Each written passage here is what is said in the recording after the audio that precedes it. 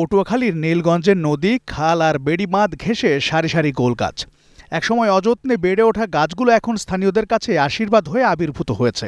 গোল গাছ থেকে রস সংগ্রহ করে গুড় তৈরির মাধ্যমে বাড়তি উপার্জন করছেন বহু পরিবার।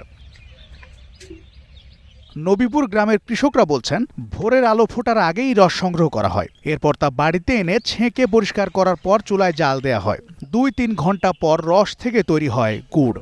গোল গাছ করে তো অনেকে মনে করেন অনেক উন্নতি হইতে আছে, মনে করেন এটা অনেক লাভ হইতে আছে, মনে করেন ভালোই মনে করেন অর্ডার দেওয়া, মনে করেন সংসার মনে করেন চালাইতে আছে মনে করেন। মানে দেখা যায় 3 থেকে 4 কলস রস হয় এবং 1 কলস রসে দেখা যায় যে 2 থেকে 3 কেজি গুড় হয়। এই গুড়টা বাজারে মনে করেন 250 থেকে 300 টাকা বিক্রি হয়।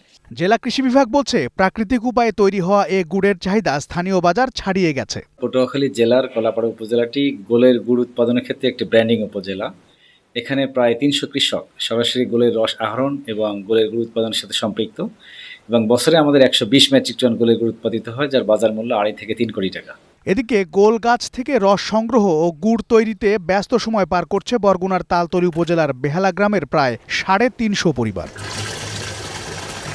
কারিগররা জানান, প্রতি কেজি গোলের গুড় বাজারে বিক্রি হচ্ছে 180 থেকে 200 টাকায়। এটা আমরা এখন 4 কলস ডেলি রস হয়, আর প্রতি রোজ 12 থেকে 13 কেজি গুড় হয় 4 কলস রসে।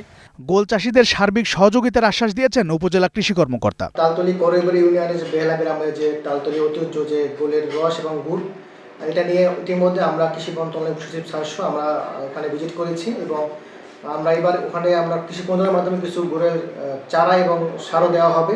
সেচ অথবা খাল খননের ব্যবস্থা করলে গোলপাতার রস উৎপাদন আরও বাড়বে বলে মনে করেন চাষিরা। জাফর আহমেদ শিমুল, গ্রিন নিউজ ডেস্ক।